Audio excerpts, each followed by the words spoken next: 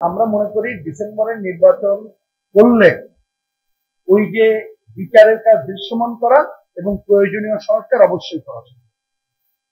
সুতরাং বিচারের কাজ দৃশ্যমান করে এবং প্রয়োজনীয় সংস্কার করেই ডিসেম্বরে সম্ভব বলে আমরা কংক্রিট ভক্তি।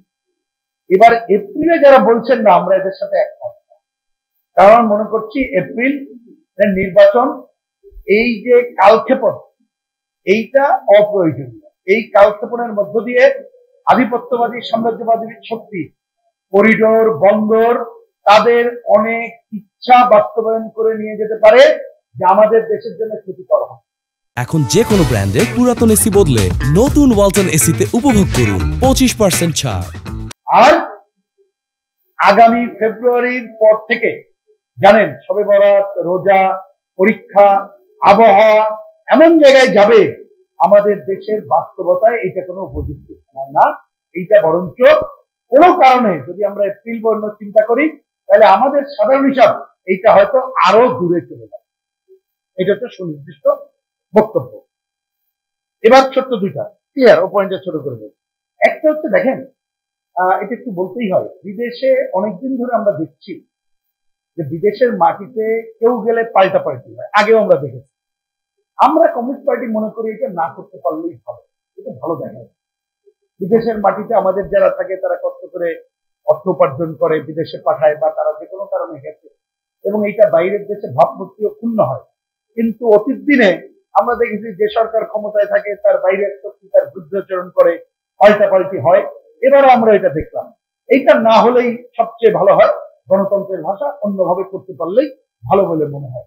কিন্তু এই যে একটা খারাপ সংস্কৃতি আমাদের মধ্যে আছে, এটা অল্প দিনে দূর হবে বলে আমরা দেখতে পারলাম না। আমরা চাই এটা দূর।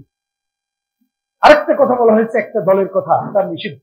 এক্ষেত্রে একটু কংক্রিট আপনাদের, আমরা কমিউনিস্ট পার্টি নির্বাহী আদেশে কোন রাজনৈতিক দল নিষিদ্ধের পক্ষে না। এটা হচ্ছে আমাদের জেনারেল দলগুলো সম্পর্কে বললাম। কিন্তু যে দল নিয়ে কথা হচ্ছে তারা যে ধরনের হত্যাযজ্ঞ সংগঠিত করেছে এবং এত বড় হত্যাযজ্ঞের পরেও আজ পর্যন্ত তাদের কোনো অনুশোচনা বা কোনো কিছু আমরা দেখছি না। আমি তো দেখি তাদের বাংলাদেশে যে সর্বশেষ পরিস্থিতি তাতে রাজনৈতিক অঙ্গনে এসে কথা বলারই তো নৈতিক অধিকারই তো তাদের দেখি এবং তাদের তো কোনো কর্মকাণ্ড দেখছি না। আমাদের কাছে বরঞ্চ মনে করি যদি দ্রুততম সময়ে নির্বাচনের কাজটা আমরা করতে পারি তাহলে দেখবেন এই পতিত শক্তি সামনে আসতে পারছে না। কিন্তু যদি কোনো কারণে নির্বাচন ডিলে হয় তাহলে কোনো না কোনো অজুহাতে দেখবেন পতিত শক্তি হয়তো বা আবার সামনে আসার সুযোগ পাবে। আমি পরিষ্কার করে বলতে চাই, বল প্রধান উপদেষ্টার ভোটে তিনি যদি এই একটা মুখোশী দেখা সাক্ষাৎ করেন তাহলে মূল্যহীন হবে। কিন্তু তিনি দেখা সাক্ষাৎ করার পরে ওই দল এবং অধিকাংশ রাজনৈতিক দল বর্তমান রাজনৈতিক সংকট উত্তরণের অন্যতম পথ হচ্ছে ডিসেম্বরের মধ্যে নির্বাচনের তারিখ ঘোষণা করা। উনি যেটা এপ্রিলে করেছেন তার থেকে ফিরে এসে তিনি যৌক্তিক সময়ে এই বছরের মধ্যে ঘোষণা করবেন, এই কথা যদি তিনি আলোচনার পরে বলেন তাহলে আমরা বলবো এই আলোচনা আমাদের রাজনৈতিক সংকট উত্তরণে একটা ভালো পথ দেখালো। আর যদি তিনি সেটা না করেন তাহলে আন্দোলনকারী শক্তি আলোচনা করে আগামীতে আমরা আন্দোলন সহ অন্যদের পথে যাবো, তাহলে নতুন একটা রাজনৈতিক সংকট তিনি তৈরি করবেন মানুষের মধ্যে আশাবাদ ব্যক্ত করে। এটা আমার কাছে মনে হয়।